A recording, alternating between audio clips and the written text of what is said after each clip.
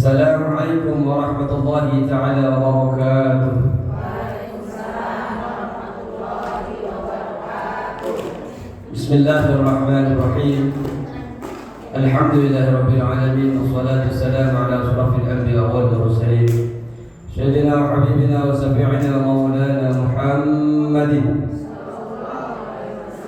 wa ala alihi wa sahbihi ajma'in. Rabbana la 'ilma lana illa ma 'allamtana innaka antal 'alimul hakim. Rabbi shrah li sadri wa yassir li amri wahlul 'uqdatam min lisani yafqahu qawli. Amma ba'du.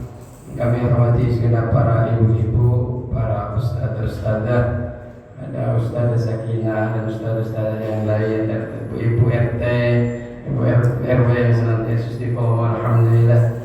Makanya beliau saya kayaknya baru menjumpai satu kali beliau absen.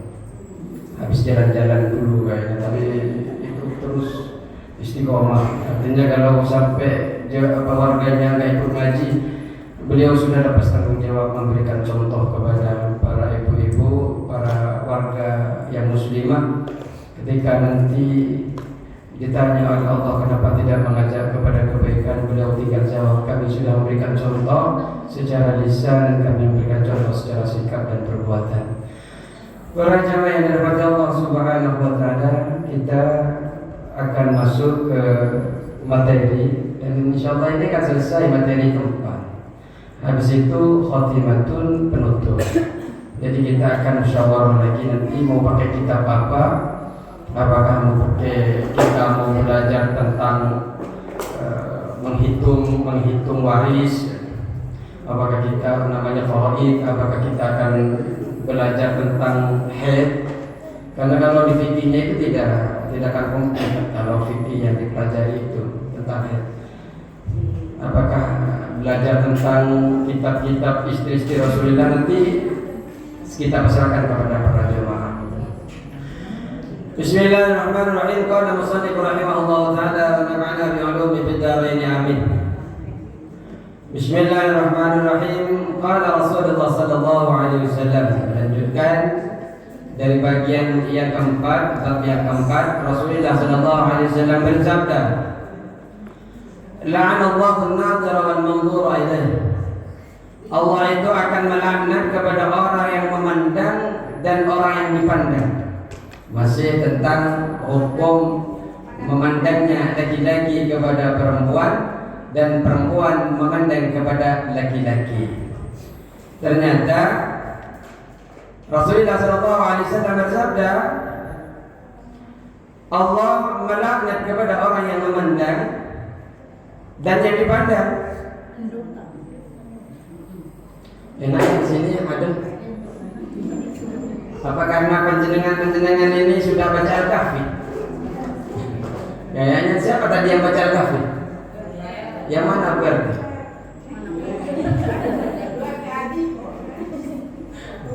Apa karena baca selawatnya kencang dalam hatinya tadi usuk sehingga adem di sini, cuma panas sekali. Perjalanan panas sekali. Tapi nyampe masuk sini adem. Bersama dengan bidadari-bidadari dunia. Ini luar biasa berkata.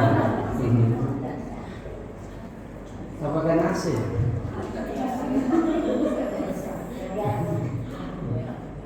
Jadi Rasulullah SAW melaknat kepada orang yang memandang dan orang yang dipandang. La yajuzu li imra'atin mu'minatin billah. Tidak boleh, tidak diperkenankan bagi perempuan yang mukminah yang beriman kepada Allah antudhira ala kulli adnabiyyin, menampakkan kepada orang yang tidak ada ikatan mahram, laisa bizaujin wala mahramin binasabin, yang tidak ada ikatan sebab nikah yaitu suami atau istri, wala mahramin binasabin, dan juga tidak ada ikatan mahram. Mahram itu ialah orang yang tidak halal kita nikahi, kakaknya, adiknya, ponakannya, itu mahram. Orang yang memandang selain suami, selain nasab kerabat, ini tidak diperkenankan. atau radha'in, atau selain penyusuan. Tahu penyusuan? Tunggal susu. Ada syaratnya tunggal susu itu yang bisa menjadikan kita tidak batal wudhunya. Jadi maksimal itu umur 2 tahun. Umur 2 tahun, dan tidak hanya satu kali nyusu. Pernah panjenengan menemukan orang lain nyusu kepada ibu-ibu yang lain? Syaratnya tidak boleh lebih dari umur 2. Kalau yang nyusu umur 45, umur 50 tahun tidak menjadi saudara sesusu. Takut dikirain seperti itu. Artinya ada syarat dan ketentuan berlaku. Ya memang hukum harus dijelaskan. Entar kalau dijelaskan, loh Pak Ustaz, berarti saya dengan suami dan sebagainya tunggal susu. Tidak. Berarti haram kami untuk menikahi, tidak. Yang haram itu tunggal susuan dia belum mencapai umur 2 tahun. Kalau sudah 2 tahun, itu tidak masuk kepada radha'ah. Wala yajuzu an-nadharu minhu ilaiha, dan tidak berkenan juga laki-laki orang lain itu memandang kepada perempuan, wala minha ilaiha, dan juga perempuan memandang kepada laki itu tidak berkenan. Ya, ngobrol biasa, memandang secara umum. Makanya saya itu sama ibu-ibu sedikit tidak hafal, ketemu di jalan pun kadang nggak hafal. Nyapa kadang, yang mana ya? Kira. Tapi enggak, kalau Ustaz Sakinah hafal.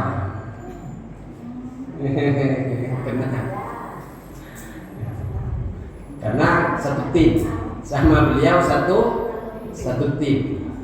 Di sering bercanda di dalam grup WA. Fakama yajibu 'ala ar-rajuli an yaghudda tarafahu 'an an-nisa'i kadzalika. Fakama sebagaimana yajibu 'ala ar-rajuli an yaghudda tarafahu 'an an-nisa', sebagaimana wajib menjaga atau menundukkan pandangan seorang laki-laki kepada perempuan.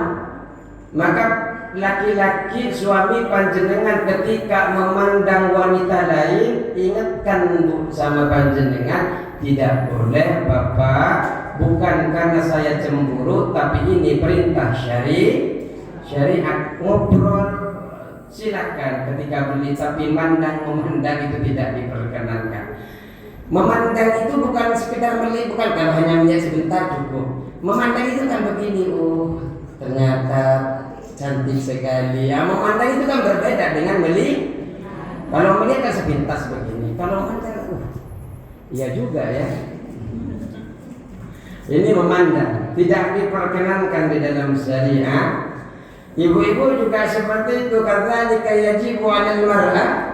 Perempuan juga tidak boleh, haram hukumnya antaghudda tarafaha 'anil rijal. Memandang, artinya memandang itu tidak hanya sepintas. Laki-laki juga enggak enak kalau dipandang terus begini sama ibu-ibu, tidak enak.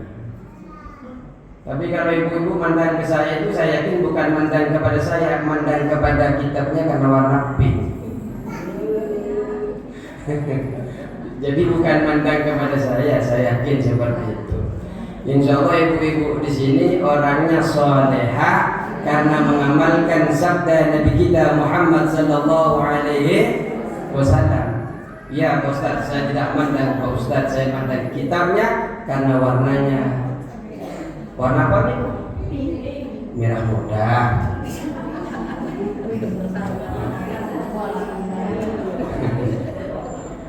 Kemudian wala yajuzu al-mashu bil musafahati aw ma'a munawalatin aw nahwihima. Yang tidak berkenan juga kok bermusafahah, jabat tangan laki-laki sama perempuan enggak boleh. Sallallahu ala Muhammad Yang dibaca sallallahu ala Muhammad sallallahu alaihi. Prakteknya jabat tangan laki-laki dan cemburu Rasulullah. Selawat dibaca, ternyata syariat saya tidak amalkan. Kalau ngikutin kitab ini ya tidak boleh. Karena nanti ada kitab yang sebelah sana lagi bahasanya berbeda. Karena kita sekarang membahas tentang Qadrul Jad, ya kita sampaikan bahwa tidak diperkenankan, tidak boleh haram hukumnya bermusafahah yang bukan muhrimnya. Begini mana kalau sama laki-laki begini? Sallallahu. Kalau biasanya ibu-ibu mau habis lebaran begini, bukan begini, nggak dikirim begini muter. Tapi biasanya memang ibu-ibu lama daripada laki-laki. Kalau lagi musafah tidak cukup tangannya tersentuh satu sama lain, tapi ikut pipinya perempuan satu dengan perempuan yang lain. Assalamualaikum. Nah itu. Jadi kalau laki-laki sama perempuan haram hukumnya Bu ya, nggak boleh. Fa inna ma yahrum an-nadruh wa yahrum masubil aula. Kata Syekh Nawawi, memandang saja hukumnya haram, apalagi sampai menyentuh. Memandang saja hukumnya haram, apalagi menyentuh. Jangan sampai itu kan dalam hadis memandang Pak Ustaz, kalau menyentuh ya siapa tahu boleh. Tidak.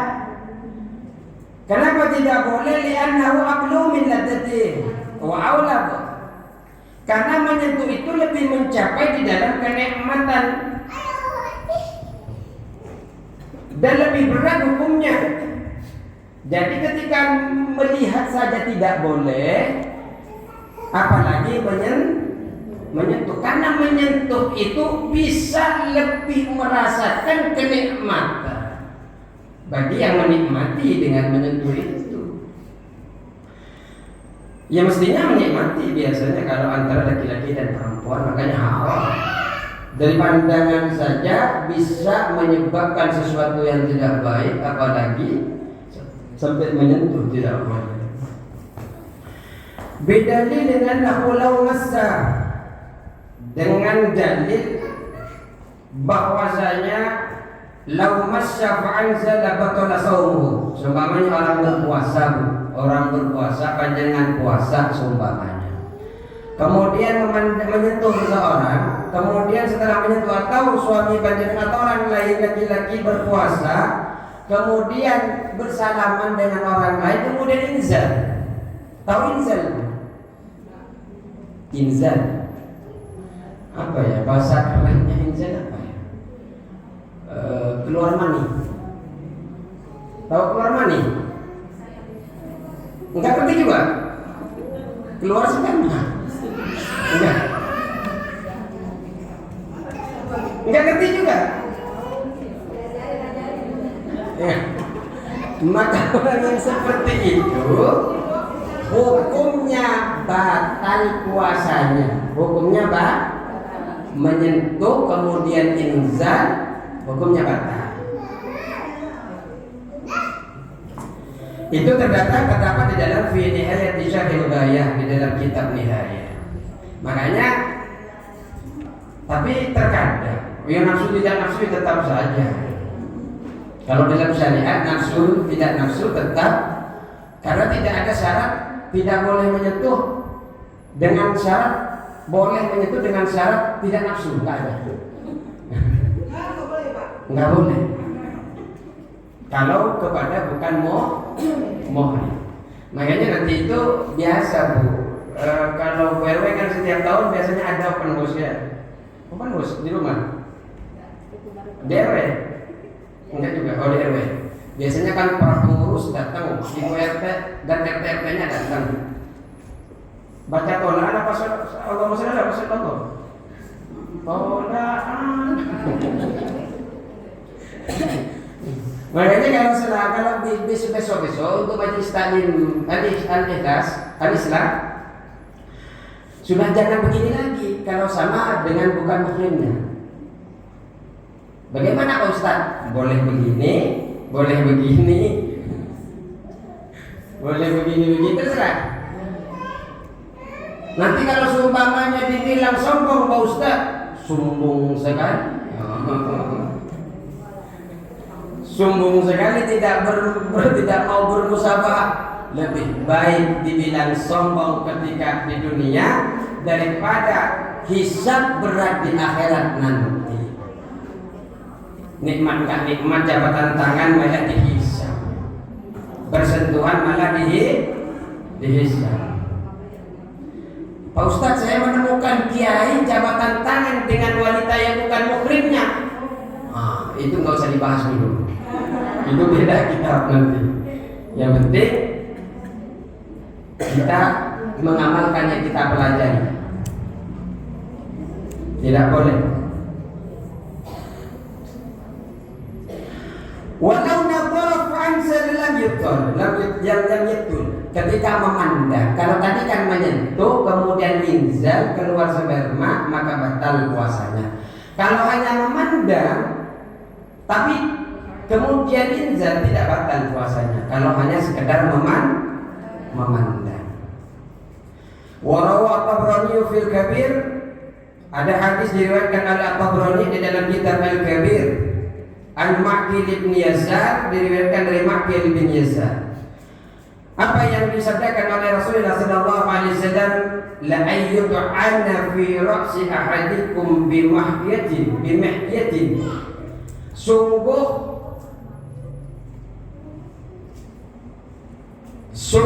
jika ditusuk kepala salah satu kalian laki-laki bimihtin dengan jarum min hadidin yang terbuat dari besi, khairun lahu, itu lebih baik min ayyamas samra'atan la tahillu lahu, daripada menyentuh perempuan yang tidak halal baginya.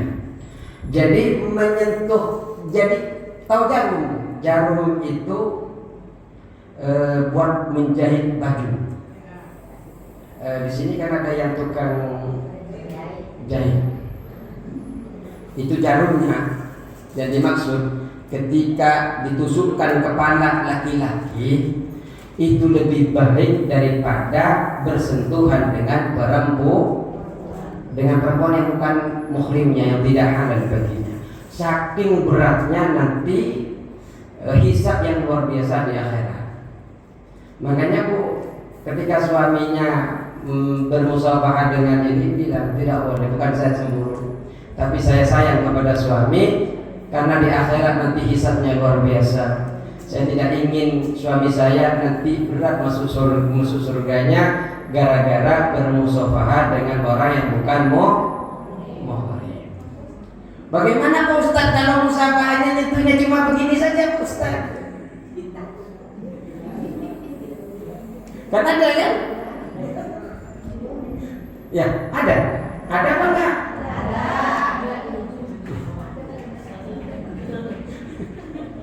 Bagaimana hukumnya? Ya sama saja kalau bersentuhan, nyentuh itu tidak perkara banyak ataupun sedikit.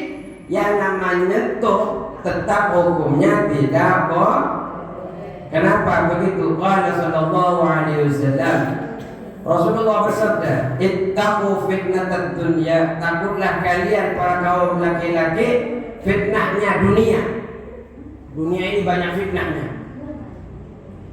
Wa fitnatan nisa, dan fitnahnya para perempuan. Luar biasa fitnahnya. Tapi perempuan yang tidak ikut ngaji seperti ini. Kalau ibu-ibu yang ngaji enggak akan ada fitnah. Kenapa? Karena solehah. Ngaji di mana saja, tidak mesti ngaji di sini. Yang penting ngaji. Ngaji di Litko, ngaji di mana-mana yang bisa mendatangkan agama syariat, mengenal agamanya Allah, syariatnya Allah, itu tetap terselamatkan insya Allah. Tidak akan menjadi wanita yang ditakutkan oleh Rasulullah, itu yang disebut dengan fitnahnya para perempuan. Kira-kira ke panjenengan datang ke sini ada yang fitnah Ustaz sama panjenengan kira-kira? Enggak aja. Tapi kalau berduaan di tempat sunyi, ini akan menjadi fitnah. Makanya fa'inna awwala fitnah Bani Israel, awal fitnahnya Bani Israel itu kanat min qibalin nisa, disebabkan oleh fitnahnya arah daripada perempuan-perempuan Bani Israel. Makanya Bani Israel Al-Quran itu sangat banyak sekali, terutama di surah Al-Baqarah awal-awal sampai saya ngajar tafsir itu sampai ayat 90 itu masih membahas Bani Israel semua. Hampir dari awal itu membahas tentang Bani Israel. Saking luar biasanya fitnah, dan fitnah dari Bani Israel itu diawali dari arah perempuan. Cuma Islam jaya, Islam menang juga dari arah perempuan. Wah, nggak enak Pak Ustaz, jadi perempuan Bani Israel hancur gara-gara perempuan.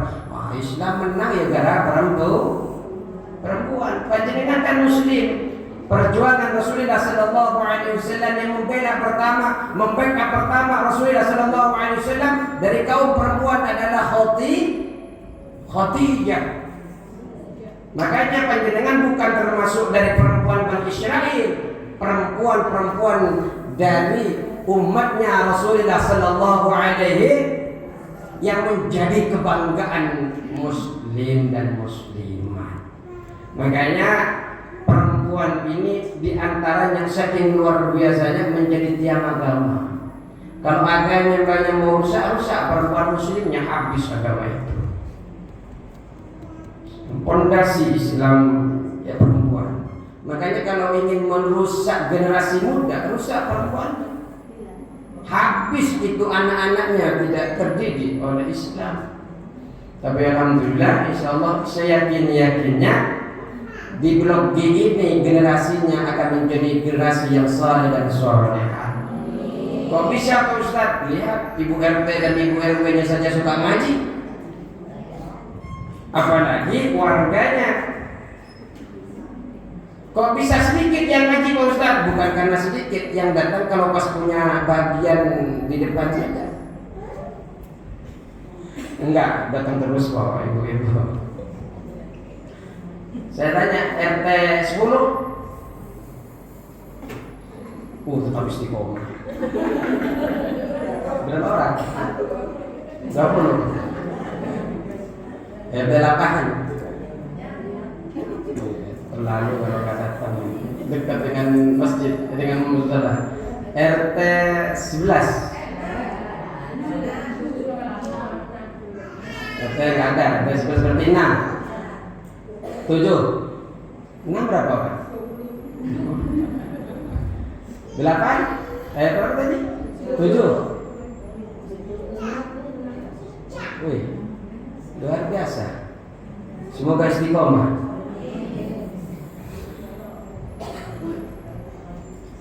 Waqala sallallahu alaihi wasallam ma taraktu ba'di, kata Rasulullah. Rasulullah bersabda, saya tidak meninggalkan setelah saya, tidak meninggalkan warisan apapun. Juga wa ma taraktul ba'di fitnatan adarra 'ala rijali min nisa. Saya tidak meninggalkan apapun dari fitnah yang lebih bahaya dari seorang laki-laki, dari beberapa dari golongan laki-laki, daripada fitnahnya perempuan. Makanya bu hati-hati di rumah, jaga kehormatan daripada suami, jaga daripada kehormatan ibu-ibu sebagai wanita. Wa qala Rasulullah sallallahu alaihi wasallam, Rasulullah bersabda, iyyakum wal khalwata. Waspadalah engkau untuk berduaan dengan laki-laki. Berduaan Berduaan ini, khalwah ini tempat sunyi. Bukan berduaan di tempat umum, di depan, di mana, depan pos, tidak. Maksudnya berduaan ini di tempat sunyi, gelap-gelapan, di pinggir sungai. Jadi ngapain di pinggir sungai berdua-duaan? Jadi tidak boleh. Namanya berhalwat di taman. Ngapain berdoa di taman? Enggak boleh. Yang enggak boleh itu kalau bukan muhrimnya, Bu. Kalau suaminya ngajak berduaan di tempat makan,